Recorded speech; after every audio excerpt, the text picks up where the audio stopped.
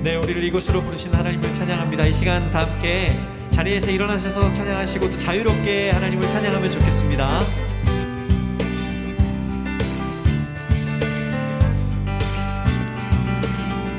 주의 친절한 발에 안기세 우리 마음이 평안하리니 항상 기쁘고 복이 되겠네 영원하신 발에. 자, 한 번 더. 주의 친절한 발에 안기세 우리 마음이 평안하리니 항상 기쁘고 복이 되겠네 영원하신 발에 안기세. 주의 발에 그 크신 발에 안기세 주의 발에 영원하신 발에 안기세. 날이 갈수록 주의 사랑이 두루 광명하게 비치고 천성 가는 길 별이 가리는 영원하신 발에 안기세. 주의 발에 그 크신 발에 안기세 주의 발에 영원하신 발에 안기세. 주의 보좌로 나아갈 때에 기뻐 찬미 소리 외치고 겁과 두려움 없어지리니 영원하신 발에. 주의 발에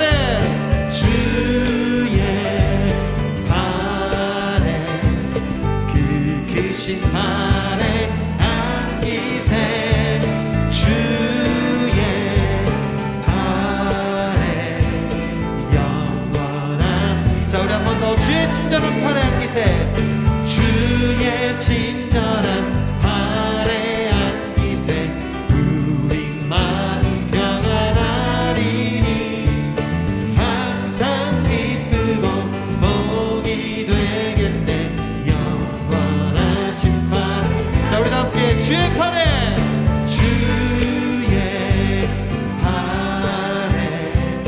그 크신 발에 안기세 주의 발에 영원하신 발에. 주의 발에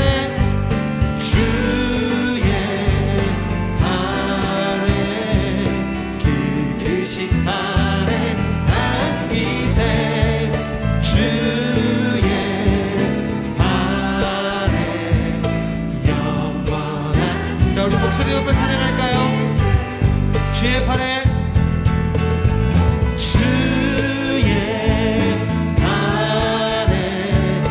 그 크신 발에 안기세 주의 발에 영원한. 자, 우리 목소리로 주의 발에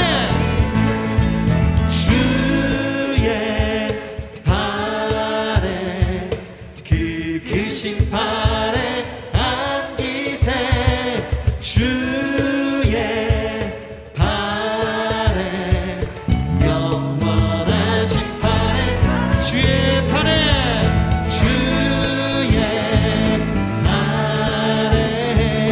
그 크신 발에 안기세 주의 발에 영원하신 발에 안기세.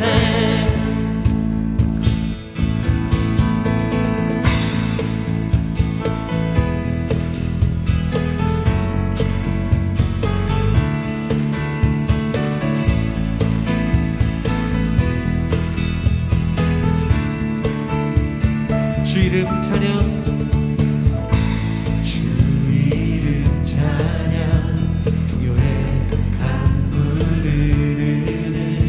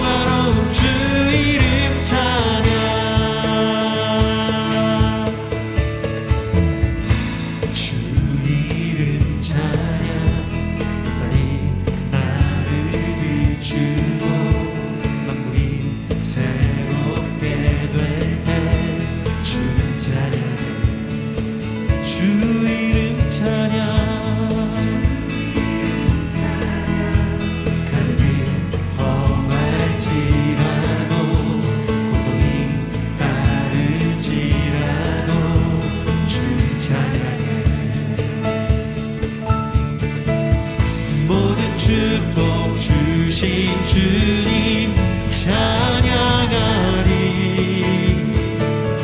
어두운 날이 다가와도 난 외치리. 주의 이름을 찬양해. 주의 이름을 찬양해. 영화로운 주 이름 찬양. 주의 이름을 찬양해. 주의 이름을 찬양해. 영화로운 주 이름 찬양. 주님은 주시며 주님은 주시며 주님은 찾으시네. 내 맘에 하는 말 주 찬양합니다. 주님은 주시며 주님은 찾으시네. 내 맘에 하는 말 주 찬양합니다. 주의 이름을 찬양해.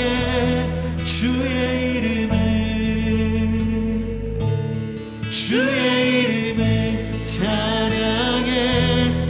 영화로운 주 이름 찬양. 주의 이름을 찬양해.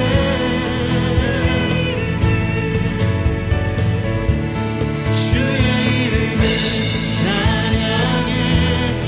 영화로운 주 이름 영화로운 주 이름 찬양. 영화로운 주 이름 찬양.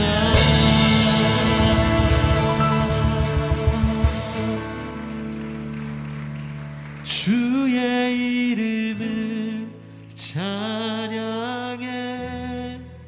주의 이름을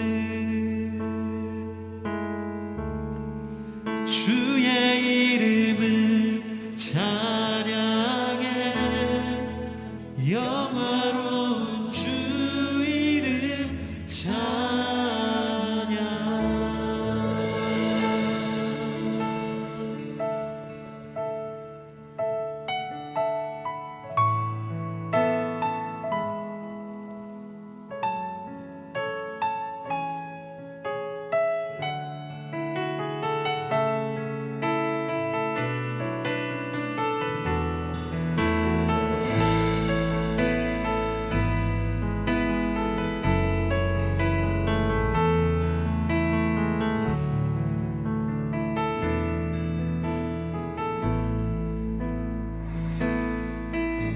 내가 누려왔던 모든 것들이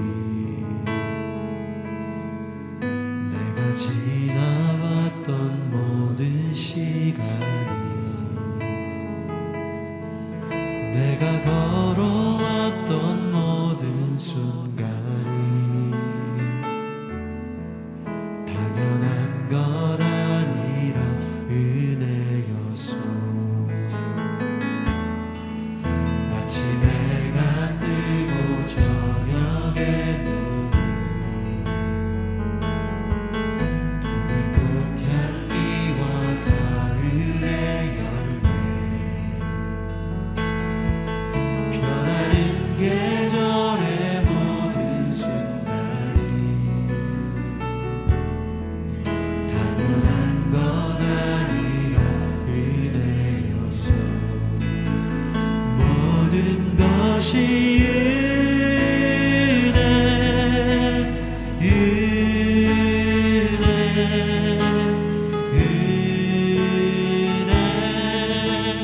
한없는 은혜. 내 삶에 당연한 것 하나도 없었던 것은 모든 것이 은혜였소.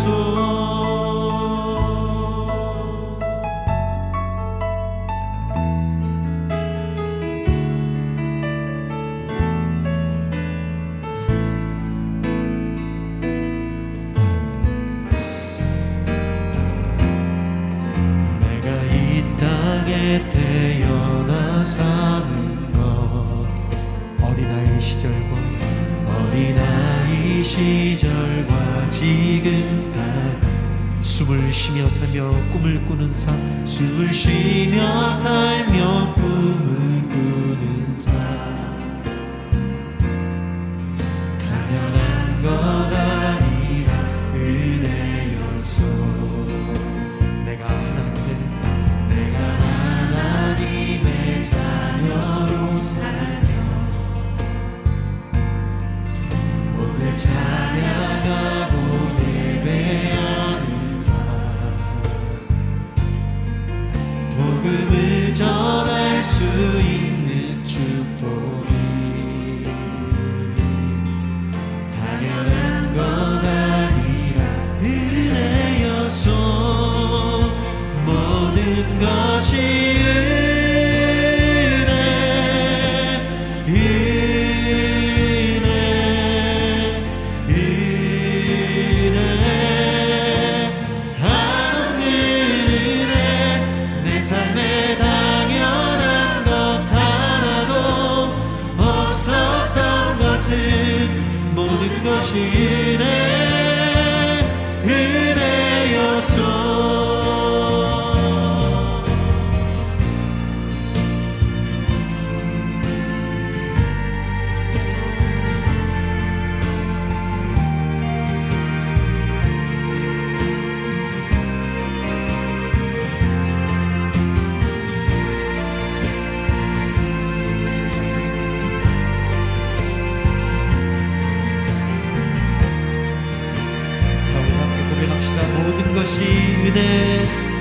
모든 것이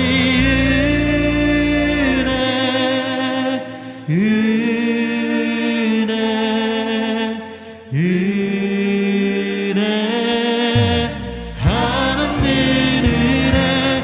내 삶에 당연한 것 하나도 없었던 것은 모든 것이 은혜였소. 모든 것이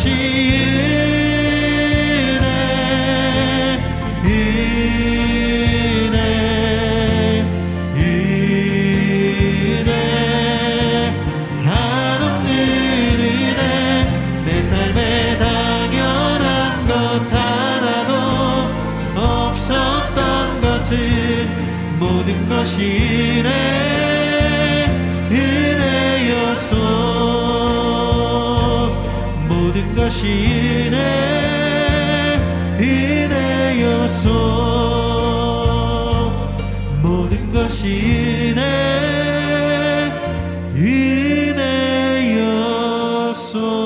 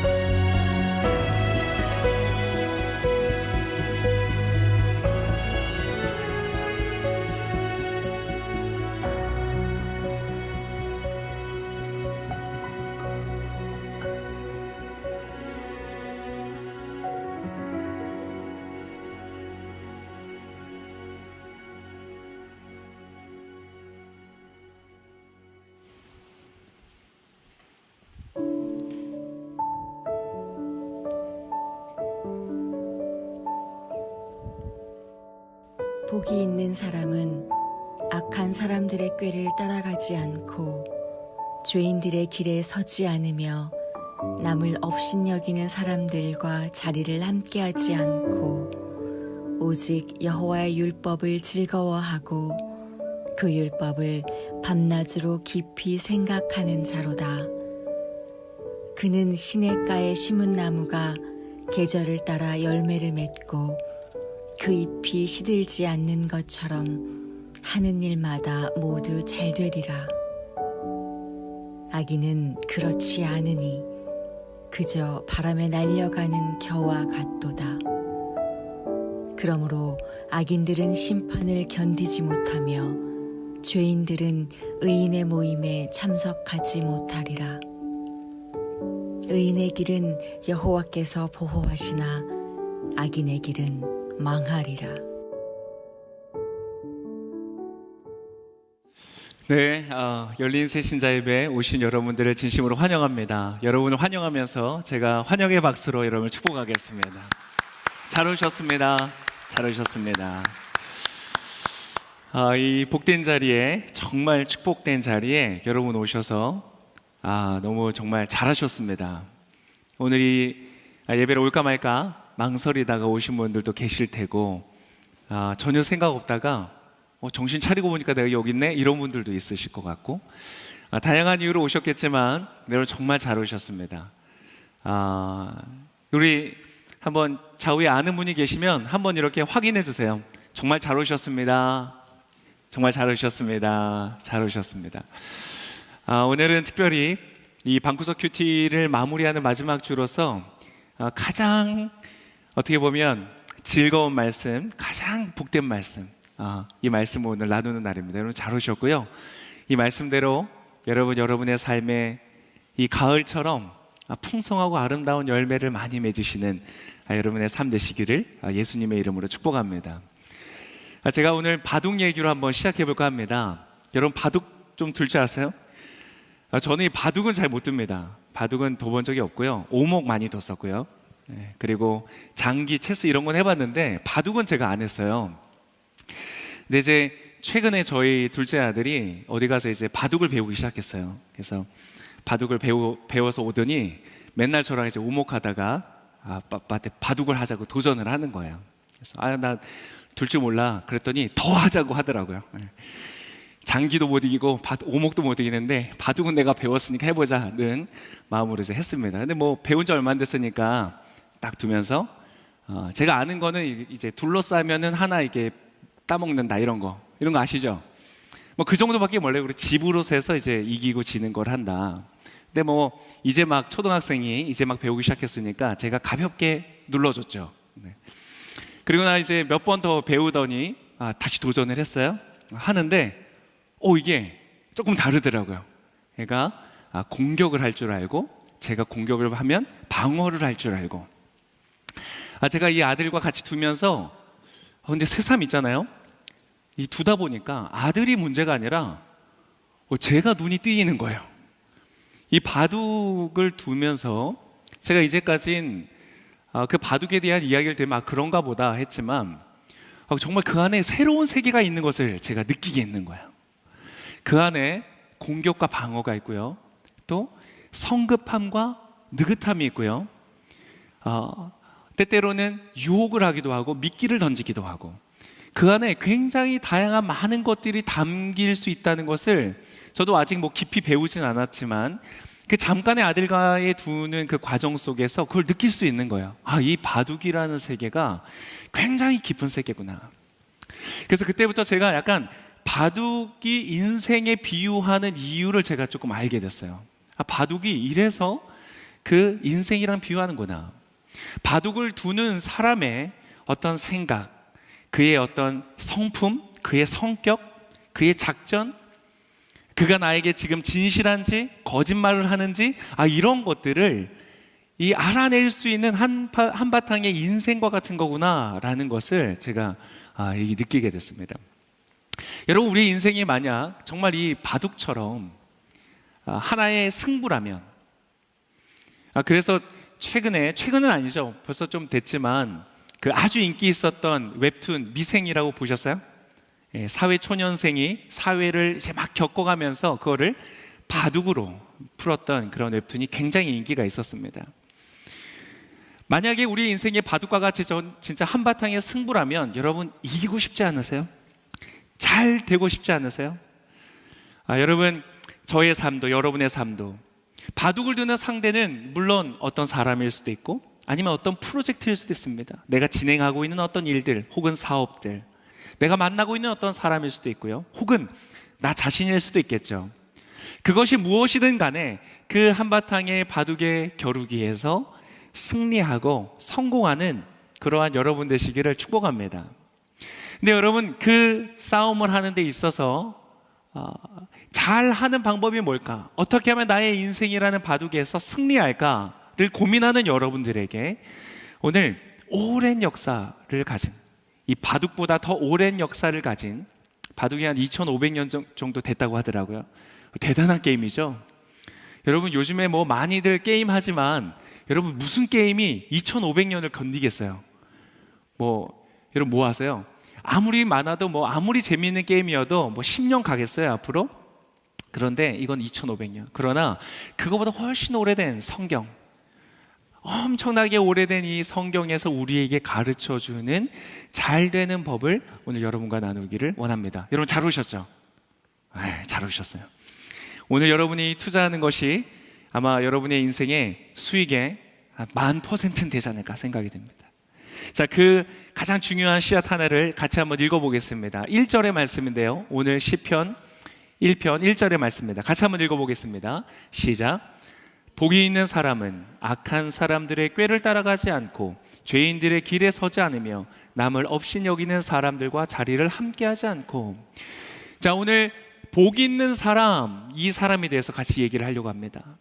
여러분, 복 있는 사람 되십시오. 자, 복 있는 사람은 어떤 사람이냐면, 먼저 제가 결말부터 알려드리면 어디에 있냐면 3절의 말씀에 있습니다. 자, 3절 제가 한번 읽겠습니다. 그는 복 있는 사람이죠. 시냇가에 심은 나무가 계절에 따라 열매를 맺고 그 잎이 시들지 않는 것처럼 하는 일마다 모두 잘 되리라. 여러분, 하는 일마다 잘 되시기를 축복합니다. 연애하면 연애 잘 되시고요, 결혼하면 결혼 생활 잘 되시고, 사업하면 사업이 잘 되시고, 부동산 하시면 부동산 잘 되시고, 여러분 하시는 일들마다 또 자녀를 교육하고 양육하면 그들도 잘 되는 그런 축복이 있으시길 바랍니다. 오늘 우리가 이 이야기를 귀 기울여서 들을 만한 이유가 있는 것은 바로 이 말을 한 사람이 다윗이기 때문에 그렇습니다. 자, 시편은 성경에서 시로 이루어진 그러한 권입니다. 그 시의 대부분을 다윗이 썼는데요, 하나님의 말씀이 시로서 우리에게 전달되는 책입니다. 근데 그 시편의 가장 첫 번째 나오는 이 챕터 1장에서 1편에서 복 있는 사람, 근데 그 사람은 하는 일마다 잘 되는 사람에 관한 이야기다. 얼마나 좋아요. 다윗은 정말로 하는 일마다 잘 되는 사람이었어요. 그 사람은 양을 치면 양 새끼 한 마리도 잃지 않고 손실이 없이 그대로 그것을 잘 키웠고요, 그 사람이 전쟁에 나가면 맞설 장수가 없이 적들을 마치 추풍낙엽처럼 쓰러뜨리면서 승리하는 사람이었고요, 정치를 하면 나라가 가장 견고한 나라가 되어서 아주 강건하게 섰고요, 또 그가 시를 썼더니 여러분, 그 시의 구독자는 역대 역사 1위입니다. 그 사람이 쓴 시를, 한 사람이 쓴 시를 이 다윗만큼 많은 구독자를 가진 경우가 없어요. 지금도 마찬가지고 저와 여러분이 같이 읽고 있는 것처럼. 그리고 그 사람이 악기를 연주하면서 노래를 부르면요, 무슨 일이 있었냐면 이 귀신 들렸던 사람이 귀신이 쫓아가는, 정신이 멀쩡하게 돌아오는 그러한 영적인 역사까지 이루는 그러한 사람이었어요. 그래서 말하자면 요즘에 백악관 같은 데 초대받아서 가서 연주하듯이 그 당시에 왕궁으로, 이스라엘의 왕궁으로 불림을 받아가서 거기서 왕 앞에서 연주를 하는 그런 사람이 됐어요. 정말 다윗은 역사 속에서 발견하기 어려울 만큼 하는 일마다 잘 되는 사람이었어요. 그 사람이 그 비결을 우리에게 알려준다고 하니 여러분 얼마나 고맙습니까? 잘 귀를 기울여 보는 것이 필요한 거예요. 자, 그런데 그 이야기의 첫 번째가 무엇이었냐면 어떤 것들을 하지 않는 것이 중요하다라고 말하고 있습니다. 자, 다시 한번 보면 악한 사람들의 꾀를 쫓지 않고 죄인들의 길에 서지 않고 교만한 자의 업신여기는 사람들의 자리를 함께하지 않는다, 이렇게 말하고 있습니다. 자, 이 말은요, 다시 제가 바둑으로 돌아가면 이것을 우리가 쉽게 풀어낼 수 있습니다. 자, 아까 바둑 얘기를 했는데요. 우리나라가 그렇게 지금은 굉장한 바둑 강국이지만 예전에는 그렇지 않았습니다. 특히 중국과 일본에게 밀려서 우리나라는 별로 그렇게 이름을 내밀 만한 사람이 없었어요. 그런데 그때 우리나라 대한민국의 바둑의 위상을 세계 위로 올려놓은 사람이 있습니다. 누구냐면 조훈현 씨예요. 저랑 같은 본관이신 분이세요. 기분이 좋습니다. 그분이 아주 탁월하신 분이셨어요. 5살에 그분이 바둑을 시작했고요. 9살 초등학교 2학년의 나이에 프로에 입단을 합니다. 굉장히 천재적인 사람이었죠. 바둑을 너무 잘 두는 거예요. 근데 이분이 나중에는 그 바둑을 너무너무 잘 둬서 우리나라 대표로 1989년 응시배라고 불려지는 그 대회에 초청을 받습니다. 우리나라는 그때 별로 강국이 아니었기 때문에 이 조훈현 씨 딱 한 분만이 초대를 받아서 가신 거예요. 그런데 그 바로 세계적인 대회에서 마지막 뇌웨이핑이라는 중국의 아주 뛰어난 선수를 이기면서 전 세계 1위로 등극을 하게 됩니다. 아까 말씀드렸던 미생이라는 그 웹툰도 바로 이 뇌웨이핑과 했었던 마지막 5국을 쭉 풀어가면서 이 웹툰을 함께 역결했었어요. 근데 이렇게 이 조훈현이라는 사람이 아주 성공적인 모습으로 많은 사람들에게 이렇게 보여줬습니다. 그런데 이 조훈현 씨가 세계 정상에 있을 때 그를 끌어잡아 내린 사람이 있습니다. 누구냐면 바로 다른 사람이 아니라 조훈현 씨가 가르쳤던 그의 제자인 이창호 구단이었습니다. 이 이창호라는 사람이 이 조훈현의 타이틀을 하나하나 뺏어가기 시작했습니다. 내가 가르치는 아이인데, 나의 제자인데 그에게 계속 타이틀을 빼앗기면서 당하고 있었던 거예요. 특히 그때는 어떠한 이 교육법이 있었냐면 뛰어난 스승이 키우고자 하는 제자를 자기 집에 들이는 거예요. 그래서 이 이창호 구단을 자기 집에 들여서 가르쳤는데요. 가르치는 가운데에 그러한 이제 같이 시합에 나가서 이 이창호한테 자꾸 지는 거예요. 그럼 지고 나서 다시 같이 집에 들어오는 거예요. 그 집에 자기를 이긴 이 제자가 있는 거죠. 여러분 얼마나 기분이 나빴을까? 저는 약간 상상이 안 가요. 전 세계에 대한민국의 위상을 올려놓은 모든 사람들이 찬사를 맞지 않았던 그 조훈현 본인이 자기가 가르친 제자에게 아직 한참의 나이에, 아직 한창 자기가 승리의 어떤 그 길을 걸어야 되는 그 시점에 자기를 자꾸 끌어내리는 거예요. 얼마나 괴로웠을까요? 저는 상상도 안 돼요. 정말 괴롭고 밤에 잠이 안 오지 않았을까? 너무 밉지 않았을까? 그런데요, 많은 사람들이 실제로 그렇게 자기보다 뛰어난 사람을 질투하거나 미워하죠. 특히 자기 밑에 있는 사람들이 더 잘할 경우에는. 그것을 잘 보여주는 것이 바로 이 다윗의 이야기이기도 합니다. 다윗이 너무나 잘 나갈 때 바로 다윗의 상관이었던 사울 왕은 그를 질투하기 시작했죠. 그래서 어떻게 했어요? 죽이려고 들었습니다. 어떤 사람들은 그렇게 합니다. 많은 사람들은 사실 그렇게 반응하죠. 나보다 더 뛰어난 밑에 있는 어떤 사람들을 만나면 아주 싹이 피기도 전에 밟아버리려고 결심을 하는 그런 많은 사람들이 있습니다. 질투에 의해서, 수치심에 의해서, 그런 것들에 의해서 죽이려고 하는 거예요. 그런데 이 조훈현 씨는요, 그렇게 하질 않았어요. 너무 신기하지 않습니까? 야, 내가 너를 가르쳤는데 너가 나한테 어떻게 이럴 수가 있냐? 많은 사람들 앞에서 어떻게 나에게 이렇게 대할 수가 있냐? 나의 제자 따위가 말이야, 나의 집에서 있는 사람인 주제에 네가 어떻게 이럴 수 있냐? 이렇게 생각하지 않고 오히려 그것을 반대로 이용하기 시작했어요.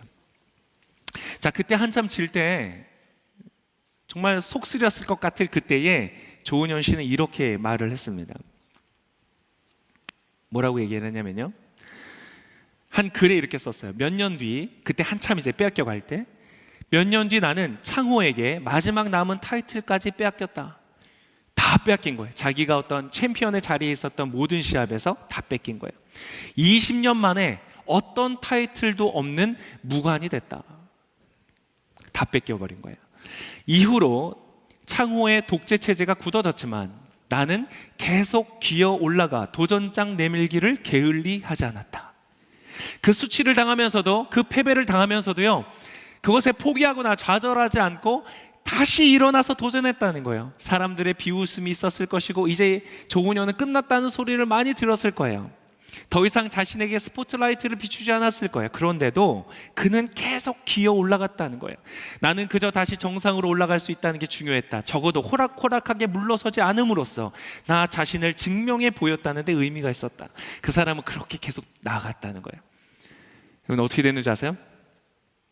이 사람은요, 48세의 나이에, 그때가 되면 40대가 넘어고 48세가 되면 이 바둑 프로 세계에서는 거의 은퇴의 나이라고 합니다.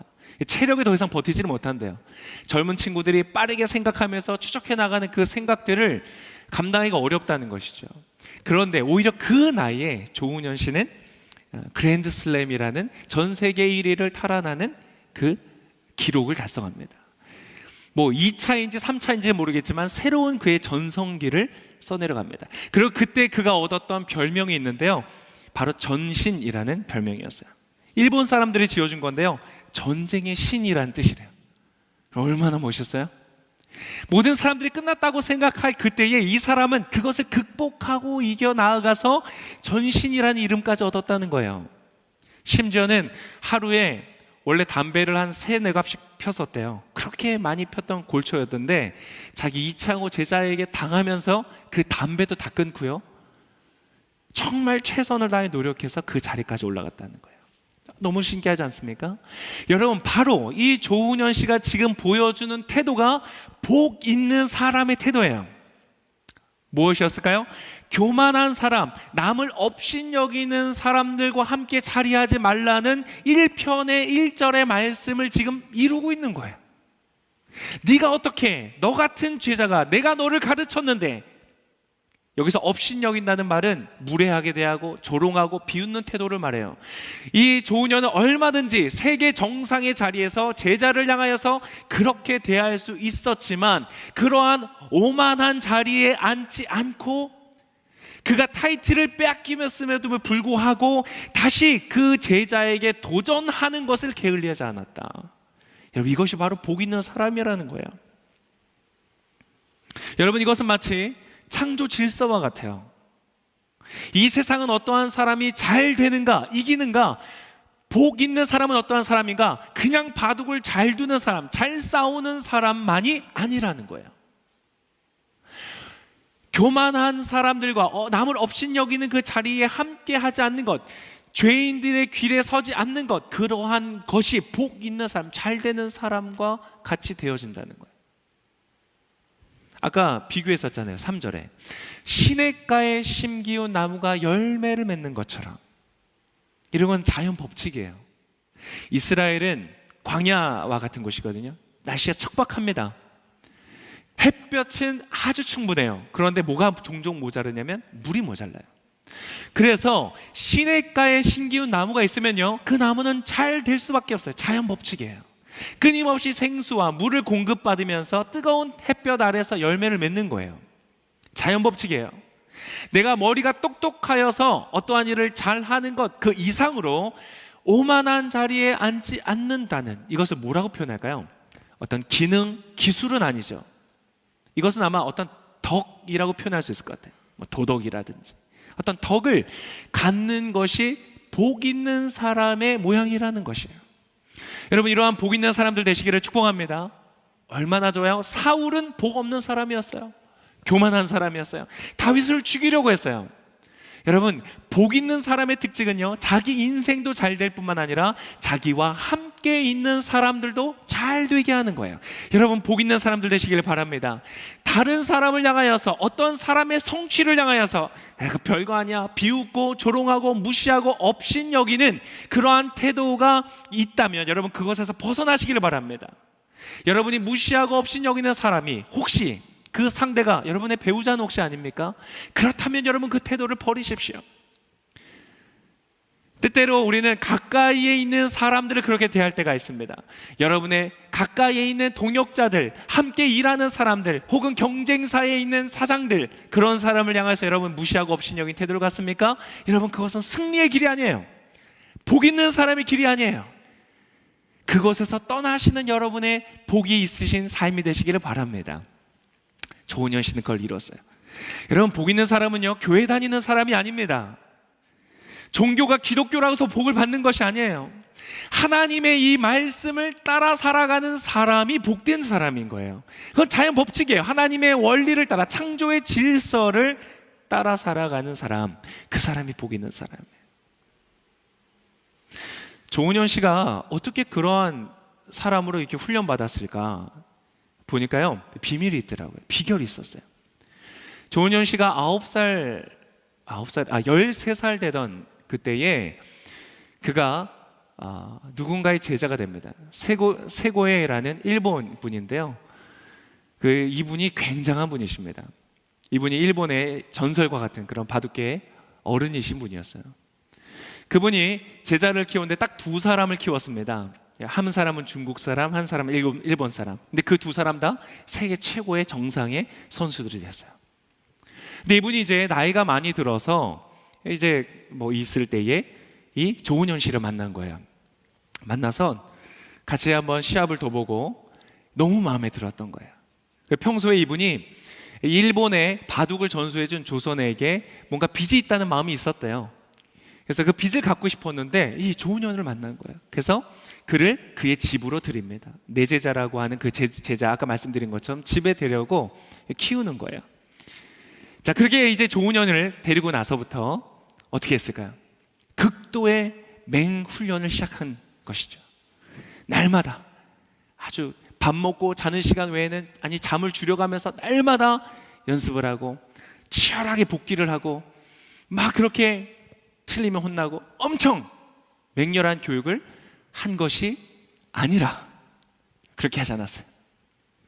아주 여유 있고 느슨한 교육을 시작했어요. 어느 정도로 여유 있고 느슨했냐면 그 조은현 씨의 가족들이 정중하지만 항의의 편지를 쓸 정도였다고 해요. 그 당시에 조은현에 경쟁할 만한 사람들은요, 각자 가서 엄청나게 치열한 공부를 하는데 조은현 씨는 그렇게 하지 않는 거예요. 뭘 했냐?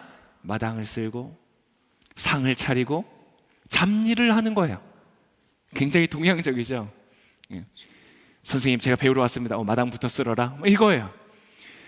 그렇게 배웠는데요, 여러분, 놀라운 것은요, 그가 이 선생님 밑에 9년을 있었거든요. 9년 동안 선생님으로부터 바둑 지도를 받은 게 몇 번인 줄 아세요? 9년 동안 10번 받았대요. 9년을 그 밑에 있었는데 바둑을 이렇게 두라는 지도를 10번 받았대요. 상상이 되세요? 그 부모가 항의 편지 쓸만 하겠어요? 저는 그냥 당장 쫓아갈 것 같아요. 그런데 그 항의 편지에 대해서 세고의 이 선생님이 답글을 썼습니다. 답편지를 썼는데 이렇게 썼다고 해요. 바둑은 예이면서 도입니다. 기량은 언제 연마해도 늦지 않습니다. 큰 바둑을 담기 위해서는 먼저 큰 그릇을 만들어야 합니다.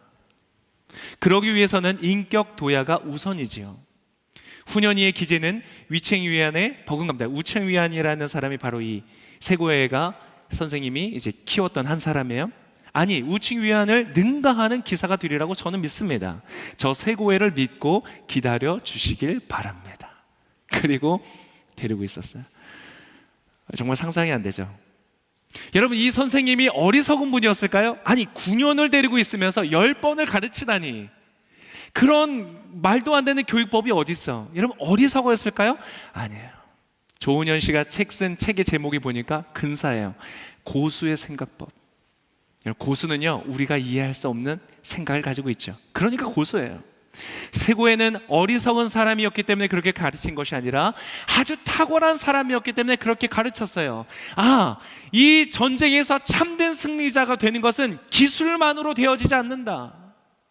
그가 덕이 있어야 한다. 오만한 사람들, 남을 업신여기는 그러한 태도를 갖는 것은 위험하다라는 것을 이 사람은 알았었던 거예요. 시편의 1편의 1절의 말씀을 알았는지는 모르겠어요. 그러나 그 사람은 알았어요. 여러분, 시편의 1편의 이 말씀을 몰라도 알 수 있습니다. 하나님이 그렇게 만드셨거든요. 시냇가에 심기운 나무가 시냇가가 없이 저 멀리 떨어진 척박한 땅에 있는 나무보다 더 많은 열매를 맺을 거라는 것을 우리가 쉽게 알 수 있는 것처럼 우리는 그 덕의 문제도 알 수 있어요. 왜냐하면 하나님은 우리에게 마치 이 시냇가에 심은 나무를 연구할 수 있는 눈과 어떤 생각할 수 있는 이성을 주신 것처럼 우리의 마음속에 옳고 그름과 선과 악을 구별할 수 있는 양심이라는 것을 모두에게 주셨기 때문에 그래요. 그래서 탁월하게 연구하고 깊이 알아가다 보면은 그 일도 깨닫게 되는 거예요. 세고에라는 분은 그렇게 그 원리를 알았던 분인 거예요. 그 사람 밑에서 조은현 씨가 그 맹렬한 훈련을 받았기 때문에 겉으로 봤을 때는 한적해 보였지만 어떤 때보다 치열한 그 훈련을 받았기 때문에 조은현은 이창호라는 사람에 의해서 망가지고 무너져서 역사 속에 지워진 사람이 아니라 오히려 그 가운데 더 극복하여서 그의 인생을 한층 더 높은 곳으로 올려놓는 진정한 고수가 될 수 있었다는 거예요.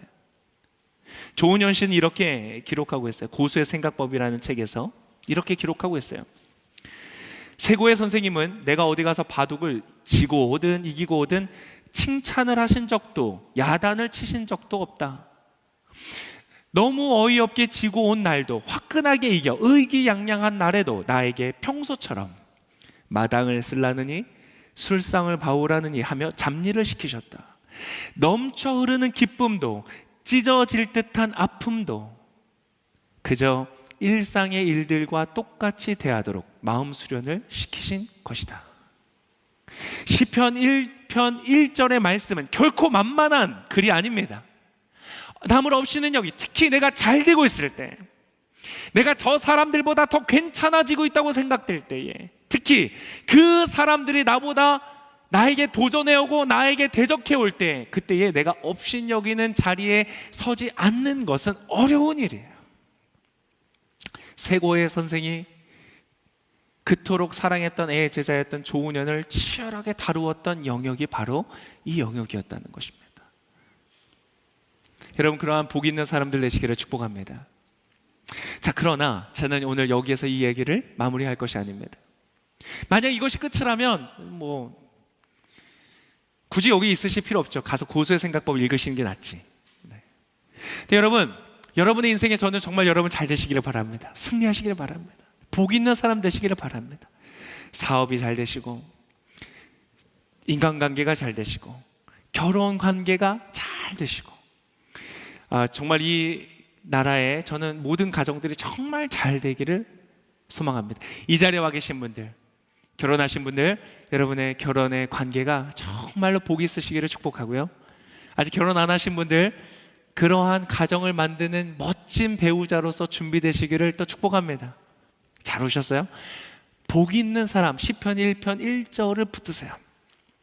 잘 되시기를 바랍니다. 그러나 여러분, 성경은요, 그 고수보다 훨씬 더 고수의 책입니다. 우리의 양심과 우리의 덕의 가장 극치보다요 더 높은 것을 가르치는 것이에요. 여러분, 어차피 우리가 바둑의 인생이라고 할 때 바둑은요, 여러분 이제 여러분보다 컴퓨터가 더 잘 둘 겁니다. 여러분보다 탁월한 승부사들이 많이 나타날 거예요. 바둑의 인생과 같은데요, 여러분 이제 바둑이 AI가 인간을 능가한 시대가 돼버렸죠. 이세돌 씨가 인터뷰한 내용들을 보니까요, 되게 빠른 나이에 은퇴해버렸어요. 이세돌 씨가. 왜 은퇴했냐 보니까 여러분 AI한테 진 것이 굉장히 큰 영향을 준 거예요. 왜 은퇴했냐? 자기가 처음 시작할 때 바둑은 어떤 일종의 예술과 같았대요. 철학이었대요. 어떤 심오한 그런 것이었대요. 그런데 AI를 상대해 보니까요, 이거는 어떤 무색무취의 어떠한 존재와 대하는 것 같은 거예요. 어떤 성격이 없고요, 성품이 없어요. 그냥 이기기 위해 만들어진 하나의 기계와 같은 것이. 근데 그것을 내가 이길 수가 없는 거예요. 이세돌 씨가 아마 여러분 그게 얼마나 큰일입니까? 자신의 모든 커리어를 정리하고 은퇴해버렸다는, 그걸 결정할 정도의 어떤 영향을 줬다는 거예요. 여러분, AI는요 지금 현재 그렇게 세계의 정상급에 있는 사람들을 지금 은퇴시키고 있습니다. 이제 이것이 조금 지나면요, 우리 모든 일반적인 사람들이 느낄 수 있는 자리로 내려올 겁니다. 여러분, 지금 우리가 막 시리 우습게 여기잖아요, 그죠? 야, 시리야, 뭐 농담해봐, 뭐 이런 거 하잖아요. 근데 여러분, 이제 곧 시리를 두려워할 날이 곧 올 겁니다. 저는 그때 아마 이세돌 씨가 자기가 느꼈던 이 충격, 그가 바둑을 잘 뒀던 것보다요, 이 AI를 상대하고 나서 그가 이제까지 바둑의 세계 안에서 느껴왔던 모든 그 느낌들이 새롭게 재정립되었던 그 모든 과정들을 다시 풀어내는 날이 오기를 저는 기대하고 있어요. 저는 그것이 그의 바둑 실력보다 훨씬 더 가치 있는 인류 역사에 기여를 하게 될 거라고 생각을 하고 있어요. 아무튼 여러분, 기술의 싸움은요, 이미 인간보다 더 높아지고 있어요. 앞으로 이것은 굉장히 심각한 사회 문제가 될 겁니다. 준비해야 됩니다. 근데 여러분, 그 기술의 싸움보다 더 중요한 세계가 있다는 거예요. 그것은 바로 덕의 세계예요. 인간만이 가지고 있는, AI는 전혀 가질 수 없는 그 인간만이 가지고 있는 양심의 세계를 우리가 알아야 된다는 거예요. 그것을 아는 사람이요, 그것을 컨트롤할 수 있는 사람, 오늘 시편 1편 1절에 있는 그 말씀대로 사는 사람이 여러분, AI든 이 세계 가운데 진정한 리더의 영향력을 끼치는 사람이 될 겁니다. 여러분의 자녀들을 키울 수 있다면 바둑 기술의 1위로 만드는 것이 아니라 여러분 자신의 인격을 가듬는 그러한 사람으로 키우실 수 있기를 축복합니다. 앞으로 향후 우리가 살아갈 세계는 더욱 그러한 세계가 될 거예요. 그런데 여러분, 오늘 성경은요, 그것보다 더 높은 단계의 질서를 알려주고 있다는 거예요. 여러분, 이것이 중요합니다. 이게 진짜 중요합니다. 바둑의 기술이 아닌 그거보다 더 덕과 양심의 세계의 질서가 그것을 다스린다면 여러분, 그 덕과 양심의 세계보다 더 높은 질서가 그 나머지 것들도 다스리게 될 것이라는 거예요. 아무리 탁월한 그 세고의 선생님과 같은 탁월한 그러한 사람들 있는 곳이어도요, 여러분, 이 더 높은 단계의 질서를 따르는 사람이 그 모든 것들을 다스리게 될 것이라는 거예요. 여러분, 그렇게 복 있는 사람들 되시기를 축복합니다. 그것이 바로 무엇이냐? 오늘 읽었던 시편의 1편의 2절의 말씀이었습니다. 자, 복 있는 사람은 이것도 하지 않고 저것도 하지 않는 어떤 인격과 덕에 대한 이야기를 했습니다. 그리고 나서 다윗은 2절에서 더 중요한 말씀을 우리에게 들려주고 있습니다. 2절의 말씀을 같이 한번 읽어보겠습니다. 2절 시작. 오직 여호와의 율법을 즐거워하고 그 율법을 밤낮으로 깊이 생각하는 자로다. 여러분, 이것이요, 21세기에 더 많은 이제 가치의 혼란을 가져올 이 21세기 4차 산업혁명 시대가 되는 이 시기에도요, 여전히 동일하게 하나님의 역사를 이루는, 세계를 이끌어가는 믿음의 사람들을 세우는 말씀이 될 것입니다. 여러분, 이미 수학과 산수가요, 사람의 바둑의 어떤 성찰과 철학을 이기는 시대가 됐어요. 그래서 요즘에는 이과인 분들이 그렇게 인기가 많으시더라고요. 이과이신 분들 계세요? 그래서 요즘에 이런 유머도 있더라고요. 사람한테 가서 혹시 문과세요? 그러면 저 아닌데요? 이렇게 대답한대요. 특히 이과이신 분들은 저 아닌데요? 이렇게 대답하고요. 예체능인 분들은 혹시 좀 비슷해 보일까 봐 아, 저 아닌데요? 이렇게 얘기한대. 더 과도하게. 그 문과이신 분들한테 혹시 문과냐고 물어볼 때, 제가 지금 유머를 좀 헷갈리게 했던 것 같아요. 문과냐고 물어봤을 때 이과인 사람에게 문과라고 물어보면 아니라, 예체능도 문과세요? 뭐 아니라고. 근데 문과인 사람한테 혹시 문과세요? 그러면 이렇게 대답한대요. 왜요? 이렇게 물어본대요. 여러분, 그러나 여러분, 문과이신 분들 자신감을 가지세요. 시편 1편 1절의 말씀 여러분들의 것이에요. 근데 여러분, 이과든 문과든 그것을 초월하여서 가르치는 그 세계가 있는데, 그것은 양심도 도덕의 세계도 아닌 여러분, 영적인 세계가 있다는 것이, 바로 오늘 2절에 그것을 말해주고 있는 거예요. 오직 어떠한 사람이 복 있는 사람이냐? 다윗과 같이 정말 하는 일마다 잘 될 수밖에 없었던, 그가 탁월하고 유의대한 왕이 될 수 있었던, 그것은 단순히 싸움을 잘해서가 아니었어요.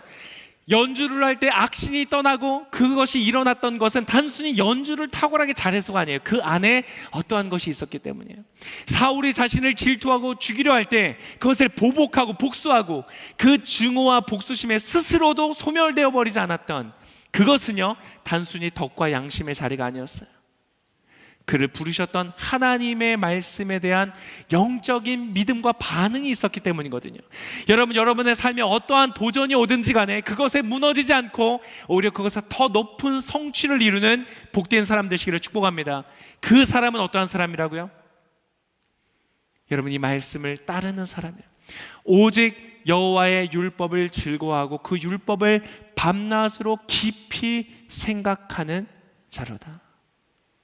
여러분, 이것을 행하는 여러분 되시기를 축복합니다. 난 교회 다니는데 왜 이렇지 않지? 나는 왜 봉사도 열심히 하고 모도 열심히 하는데 왜 되지 않지? 여러분, 그게 아니에요. 핵심은 율법을 즐거워하고 그것을 주야로 묵상하는 것이에요. 자, 이제 제가 마지막 부분입니다. 여러분, 잘 들으셔야 돼요. 지금까지 주무신 분들 한 분도 안 계셨는데, 네, 훌륭하세요. 자, 이제 집중력을 더. 자, 오늘 이 2절의 말씀을 제가 한 번 더 풀어드리겠습니다. 다윗이 이것을 말할 때에는 그도 알지 못했던 비밀이 있었어요. 이것이 신약에 와서 완성이 되는데요, 바로 이 여호와의 율법이 무엇인가, 그리고 그것을 깊이 묵상한다는 것이 무엇인지를 성경이 신약에 와서 우리에게 계시해 줬어요. 그걸 제가 여러분에게 가르쳐 드릴게요. 무료로. 와, 대박이죠. 여러분, 바로 그것은 무엇이냐면, 다른 말로 말하면 이것입니다. 바로 성경을 하나의 구절로 만들면 무엇이냐면 요한복음 3장 16절입니다. 성경을 하나의 구절로 모으면, 여호와의 율법이라고 불렸던 이 성경을 하나의 구절로 모으면 요한복음 3장 16절인데요, 이렇게 되어 있어요. 하나님이 세상을 이처럼 사랑하사 그의 독생자를 주셨으니 이는 그 사람을 믿는 사람마다 영생하게 하려 합니다. 여러분, 이것이 바로 말씀입니다. 성경을요, 하나의 구절로 압축하면 그것은 어떠한 정보를 알려주는 것이 아닙니다. 요한복음 3장 16절이 무슨 구절이라는 것을 암기하는 것이 중요한 것이 아닙니다. 성경을, 여호와의 율법을 하나의 구절로 나타내면 그것은 정보를 주는 것이 아니라 한 분을 소개하는 것입니다. 그 인격이신 분을 우리에게 가르쳐줘요. 독생자, 독생하신 한 분을 알려줍니다. 그분이 바로 누구시냐면 예수 그리스도입니다. 예수님은 스스로 이렇게 말씀하셨어요. 너희가 성경을 그렇게 묵상하는구나. 그러나 이 성경이 바로 나를 위하여, 나를 향하여 쓰여진 책이다. 여호와의 율법이 나타내는 단 하나는 무엇이냐? 바로 예수 그리스도를 나타내는 것이다. 여호와의 율법을 즐거워하고 묵상하는 것은 무엇이냐면 바로 이 예수 그리스도를 믿게 되는 것이다 라는 것을 말하는 거예요. 그럼 예수님을 믿는다는 것은 무엇일까? 하나님이 세상을 이처럼 사랑하사 독생자를 주셨으니 이는 저를 믿는 자마다 영생을 얻는다는 이 믿는다는 것은 무엇일까? 다른 성경에서 이렇게 말합니다. 요한복음 1장에서 영접하는 자, 곧 그 이름을 믿는 자에게는 하나님의 자녀가 되는 권세를 주셨다. 하나 예수 그리스도를 믿는다는 것은 무엇이냐면 그분을 영접하는 것이라는 거예요. 여호와의 율법을 즐거워하고 묵상하는 것은 어떠한 말이냐? 그것을 열심히 공부해야 된다, 신학교 가야 된다, 성경을 많이 읽어야 된다는 말이 아니라 본질적으로 이 성경이 나타내는 예수 그리스도를 내 인생 가운데 모시고 그와 함께 거하는 것이다. 마치 세고의 스승이 조은현 제자를 자신의 집에 들여서 함께 더불어 살면서 보고 배워가고 그를 따라가고 그를 닮아가는 것처럼 조은현 씨가 이창호를 그의 제자로 집에 들여서 그와 함께 거하는 것처럼, 그래서 예수님은 요한계시록에 이렇게 말하고 있습니다. 볼지어다 내가 문 밖에 서서 문을 두드리노 누구든지 내 음성을 듣고 문을 열면 내가 그에게로 들어가 그와 더불어 먹고 그와 함께 살 것이다. 복 있는 사람의, 여러분, 극치는 무엇이냐? 복 있는 사람, 하는 일마다 잘 되는 사람의 그 원리에 가장 정점에는 무엇이 있느냐? 공부를 열심히 해라, 혹은 이런 식으로 바둑을 둬라, 이런 식으로 투자를 해라, 그러한 글이 아니에요. 이해하기 어렵지만, 그 생각을 따라가기 어렵지만 9년 동안 10번의 가르침을 주면서 대부분 마당을 쓸게 하고 그의 인격을 수양시키는 것이 우리의 생각엔 이해가 안 되는 것처럼, 이해가 되지 않지만 그거보다 더 높은 정점의 가르침에선 우리에게 무엇을 말씀하시는가? 예수 그리스도를 믿고 너의 마음속에 들여서 너의 인생 가운데 모셔라. 그것이 복 있는 사람의 삶이다. 그것이 하는 일마다 잘 되는 사람의 인생이다고 그 비결을 이 성경은 우리에게 가르쳐 주고 있다는 것입니다. 오늘 여러분 이 말씀이 여러분에게 수용되어지기를 제가 권면합니다. 이해가 안 되는데요? 당연합니다. 이해되지 않는 것이 정확합니다. 그러나 여러분 이것은 진리입니다. 바로 다윗이 잘 되었던 그의 인생. 다윗은 이 땅에서 가장 위대한 왕, 가장 위대한 전사, 가장 위대한 시편의 기자가 아닌 여러분 더 높은 이름을 받았습니다. 뭔지 아세요? 바로 다윗의 자손의 메시아가 날 것이다. 하나님의 영원의 이때인 약속을 받았습니다. 무슨 말인지 잘 모르셔도 괜찮습니다. 여러분 오늘 하나님은 여러분의 인생을 영원의 이때인 인생으로 이끌어 가실 것입니다. 그저 1년이 지나고 여러분 어제를 돌이켜보고 내가 왜 그렇게 했을까? 정말 내 인생에 지워버리고 싶은 순간이었어. 정말 쓸데없이 보낸 시간이었어. 여러분 그런 거 있지 않으세요? 근데 여러분 만약 우리 인생의 끝에 우리 인생을 돌아보면서 우리 인생 전체가 한바탕 꿈과 같이 한낱 중요하지 않은 인생이었다면 여러분 얼마나 속상하겠어요. 나의 지난 한 해의 헛됨도 후회스럽고 아쉬운데 우리 인생 전체가 그렇다면 얼마나 안타깝겠어요. 그런데 여러분 하나님은요 우리의 인생이요 한낱 꿈과 같이 지워지는 것이 아니라 영원의 이때인 참된 가치의 인생으로 인도해 주신다는 거예요. 그게 어떻게 가능하냐고요? 돈을 많이 벌어서 똑똑해서 기술적으로 승리해서 아니에요. 덕과 인격이 풍성해서 그것도 아니에요. 그것으로 이룰 수 없는 거예요. 바로 무엇이냐? 성경이 우리에게 말해주고 있는 바로 그분. 시냇가에 심긴 나무가 잘 되는 것이 잘 되도록 그 질서를 만드신 분, 덕과 인격이 있는 사람이 이 전쟁에서도 참된 승리를 이룰 수 있는 이 세계의 원리를 만드신 분, 그 창조주이신 분이 바로 예수 그리스도이시기 때문에 여러분 그분을 나의 인생 가운데 모셔드리면, 그분을 바라보고 그분을 닮아가고 그분을 따라가면 그의 인생은 영원의 이때인 풍성한 열매를 맺는, 시절마다 열매를 맺는 복된 인생이 될 것이다. 여러분 이것을 여러분의 삶에 가져가시기를 축복합니다.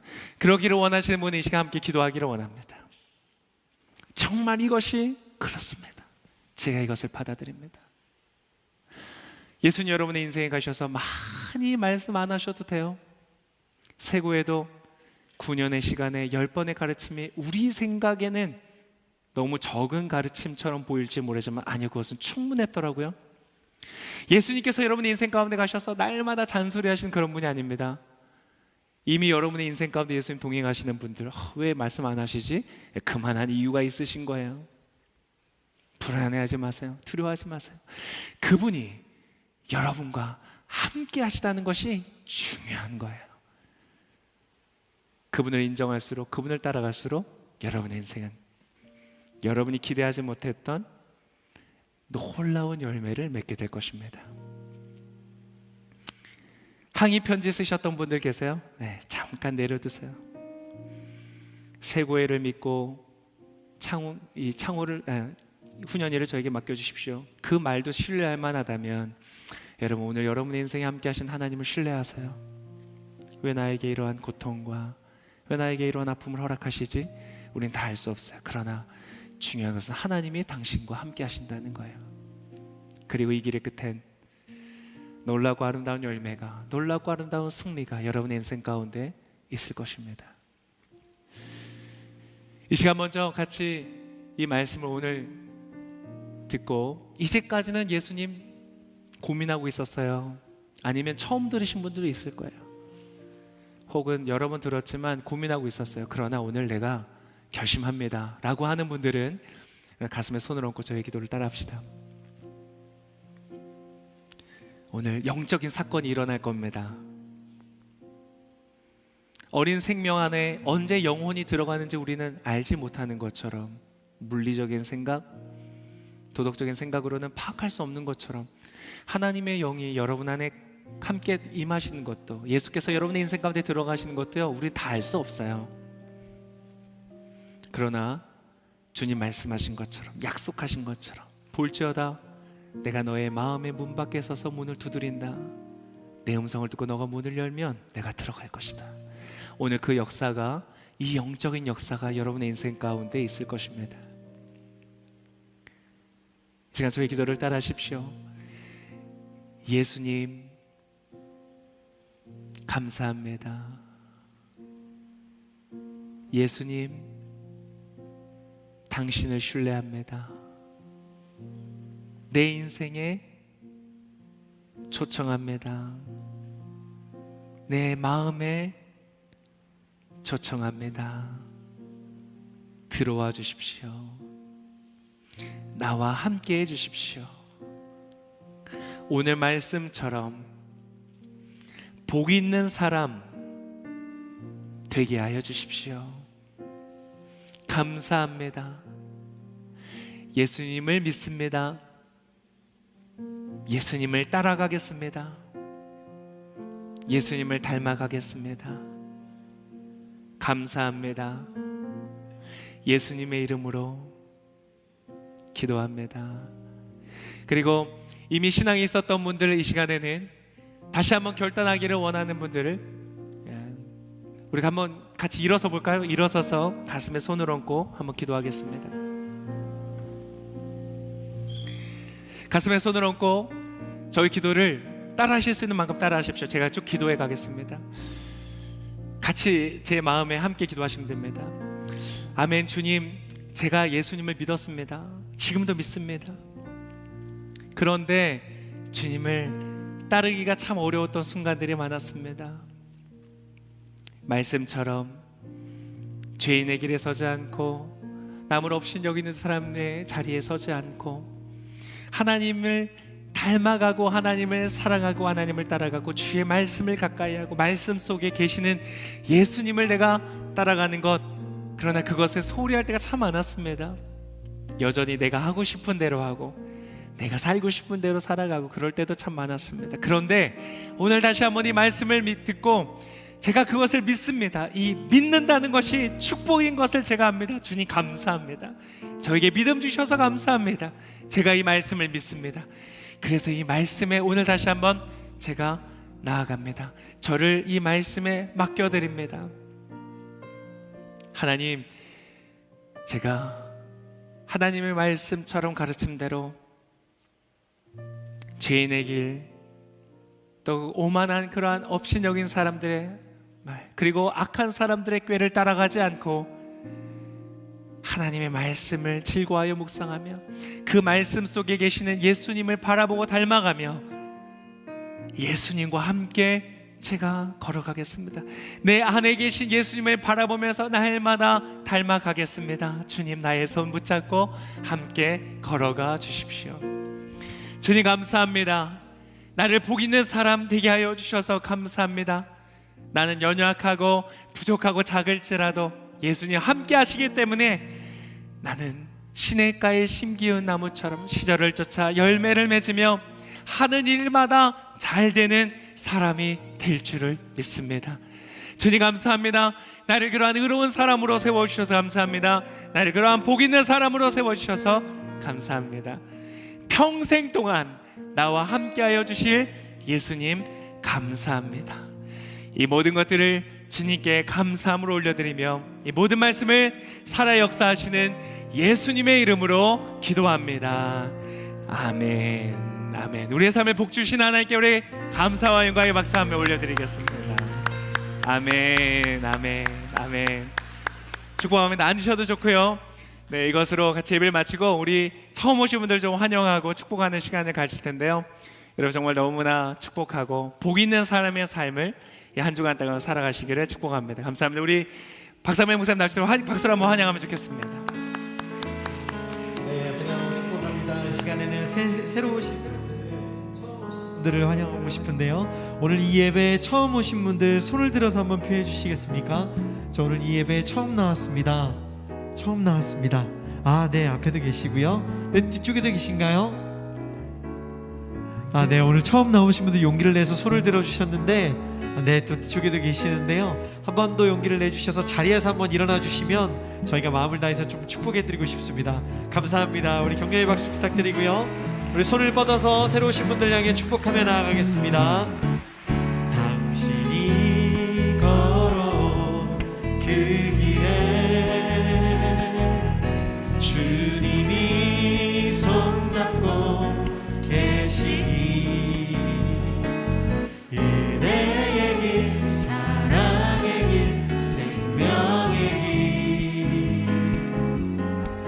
길, 영원한 축복의 길. 우리 사랑과 축복의 박수를 부탁드립니다. 잘하셨습니다. 환영합니다. 네, 여러분, 열린 새신자 예배 오신 여러분 한 분 한 분을 또 주님의 이름으로 축복하고 여러분에게 좋은 소식을 전해드리고자 합니다. 다음 주부터 이제 오늘이 10월 마지막 날이고 다음 주가 이제 11월이 됩니다. 11월 첫째 주부터는 지금보다 더 많은 인원이 예배를 드릴 수 있게 되었습니다. 지금 유튜브로도 시청하고 계시는 분들이 계시는데요. 본당 좌석의 총 50%, 그래서 한 1000명 정도 되시는 성도님들이 예배를 현장에서 드리실 수 있습니다. 오늘 저녁 자정이 되면 예배 예약 시스템이 열리는데요. 여러분 너무 기다리셨을 텐데 예배 예약을 통해서 여러분 들어오시면 되고요. 너무 많은 분들이 오실 것 같아서 마음이 너무 기쁩니다. 그래서 여러분 많이 알려주시고 다음 주에는 더 많은 분들과 함께 이 자리에서 함께 또 예배 드리도록 하겠습니다. 날씨가 점점 이제 추워지고 내일부터 이제 겨울로 들어가는데요. 여러분 감기 조심하시고 몸 조심하시고 따뜻하게 입고 다니시고 하나님의 그 따뜻한 은혜가 여러분 이번 한 주 하루하루 매 순간 있기를 기도하겠습니다. 네, 여러분 오늘 열린 세제 예배는 여기까지였습니다. 조심히 돌아가십시오. 사랑하고 축복합니다.